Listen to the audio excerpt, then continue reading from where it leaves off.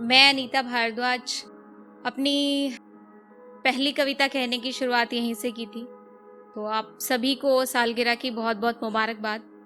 तो 2 पंक्तियाँ टीआरडी के लिए कहना चाहूँगी कि तारीफ करने वालों से पता चला है कुछ अनुराग तो हम में भी है। कि तारीफ करने वालों से पता चला है कि कुछ अनुराग तो हम में भी है, और राख हो चुके लोगों ने गवाही दी है। कि राख हो चुके लोगों ने गवाही दी है कि एक आग तो हम में भी है। जी शुक्रिया। पहली कविता मैंने यहाँ रखी, सवाल करने वाली लड़कियां इन्हें बहुत खटकती है। बहुत सारे लोगों ने प्यार दिया। तो एक साहब ने कहा कि कविता कहानियां कहना तो बहुत आसान है, आप गजलें कहें। तो उनके लिए मैं इसी कविता को गजल के रूप में कहने की कोशिश कर रही हूँ। इन्हीं की नजर है। उन्हें पड़ोसियों की राखियां बहुत खटकती हैं। साथ दीजिएगा। उन्हें पड़ोसियों की राखियां बहुत खटकती हैं। वो जिनको कोख में भी बेटियां बहुत खटकती हैं। जी शुक्रिया। वो जिनको कोख में भी बेटियां बहुत खटकती हैं। कसीद शान से पढ़ेंगे झुमके वाली के लिए। कसीद शान से पढ़ेंगे झुमके वाली के लिए, पर अपनी बेटियों की बालियां बहुत खटकती हैं। जी शुक्रिया।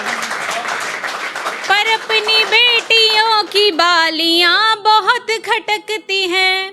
किसी की विधवा की कलाइयां तो भाती हैं इन्हें। किसी की विधवा की कलाइयां तो भाती हैं इन्हें। उन्हीं कलाइयों में चूड़ियां बहुत खटकती हैं। शुक्रिया। उन्हीं कलाइयों में चूड़ियां बहुत खटकती हैं। रहे ये बन की जूतियां पुरुष के पाँव की तो ठीक, गिना दे जो मेहरबानियां बहुत खटकती हैं। अगर गिना दे मेहरबानियां बहुत खटकती हैं।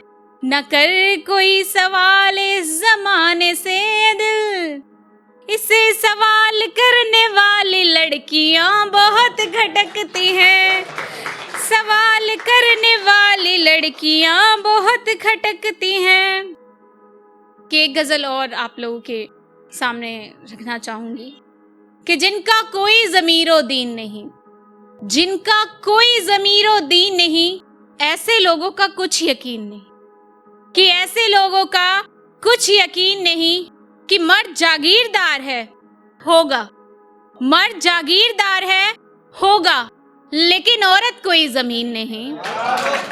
लेकिन औरत कोई जमीन नहीं। कि जब तलक चुप थी खूबसूरत थी। कि जब तलक चुप थी खूबसूरत थी, बोली तो कह दिया हसीन नहीं। कि बोली तो कह दिया हसीन नहीं। कि मर्द है तो वफा से हासिल कर।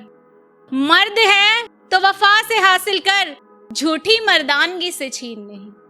कि झूठी मर्दानगी से छीन नहीं।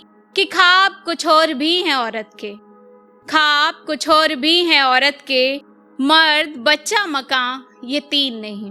कि मर्द बच्चा मकान यतीम नहीं। कि मर्द ही क्यों बने तमाशागर। कि मर्द ही क्यों बने तमाशागर, औरतें बस तमाशबीन नहीं। कि औरतें बस तमाशबीन नहीं। आखिरी पंक्तियां एक अप्रेषित खत है। अप्रेषित का मतलब होता है बिना भेजा हुआ, और आज इस मंच के जरिए वो खत सामने रखना चाहूंगी मैं। तुम्हारा लिखा वो पत्र ढूंढ रही हूं मैं, जो तुमने भेजा था मुझे, पर वो पत्र तुम्हारे पास ही रहा। उसका छाया चित्र बस मेरे पास आया। आज जब भी कोई थाली में रखकर परोसता है अपना प्रेम प्रस्ताव, तुम्हारे पत्र की लिखी हर पंक्ति याद आती है।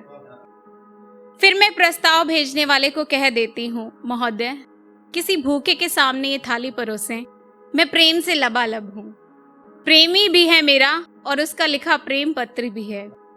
तुम्हारे पत्र में जो शब्दों की उल्टी मात्राएं लगी थी ना, वो देखकर मुझे पता चला कि तुम आज भी प्रेम का इजहार करने में घबराते हो। ये 2 दिन में प्रेम परोसने वाले कैसे समझेंगे तुम्हारे प्रेम को, जिसने 5 साल साथ रहकर भी इजहार नहीं किया। मुझे याद है तुम्हारा मेरे साथ मंदिर जाना, पर तुम कभी पूछ ही नहीं पाए कि मस्जिद चलोगी क्या। वो बस ही हमारा मंदिर मस्जिद थी जिसमें साथ बैठकर हमने जिंदगी को जिया। वो आखिरी मुलाकात आज भी याद आती है जब भी गुजरती हूँ उसी मेट्रो स्टेशन से। वही तुम्हारा आलिंगन जिसमें तुम कांप रहे थे, मैं हंस रही थी, तुम रो रहे थे। जाने कैसे तब मैं पूछ नहीं पाई तुमसे कि साथ चलना है इसी मेट्रो में। तुम रोकते तो शायद मैं रुक जाती। ये जो जिंदगी की रेलगाड़ी आज पटरी से उतर गई है ना, ये शायद चल रही होती। वो बस मैं आज भी पकड़ती हूँ जब महसूस करना होता है तुम्हारा साथ, जब खुद को स्पेशल फील करवाना होता है। वो लड़की जिसकी हंसी बेबाकी तुम्हें पसंद थी ना, वो गुम हो चुकी है। तुम्हारे अप्रेषित खत को अब तुम्हें भेजना होगा। तुम्हारे शब्द उसे फिर से बोलना सिखाएंगे, तुम्हारे अक्षरों की बनावट उसे जिंदगी में आगे बढ़ना सिखाएगी, अपने लिए रास्ते बनाने को कहेगी।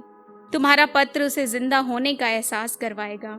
यूं तो उसका अपना कोई ठिकाना नहीं, पर तुम भेज देना वो खत उसी पते पर जहां आखिरी मुलाकात हुई थी। तुम खड़े रहे थे और वो चली गई थी। वो अब वहां खड़ी है सिर्फ तुम्हारे पत्र के इंतजार में। बहुत बहुत शुक्रिया।